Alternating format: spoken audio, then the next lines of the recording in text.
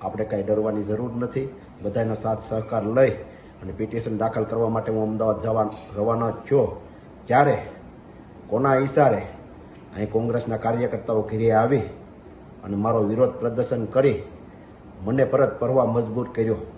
જ્યારે રેલીમાં સ્વયંભૂ લોકો જોડાણા હતા, કોંગ્રેસના મેન આગેવાનો, અહીંના નેતાઓ પોતે મારા રથમાં પણ બેસવા માટે તૈયાર નહોતા, મારી સાથે જોડાતા નહોતા.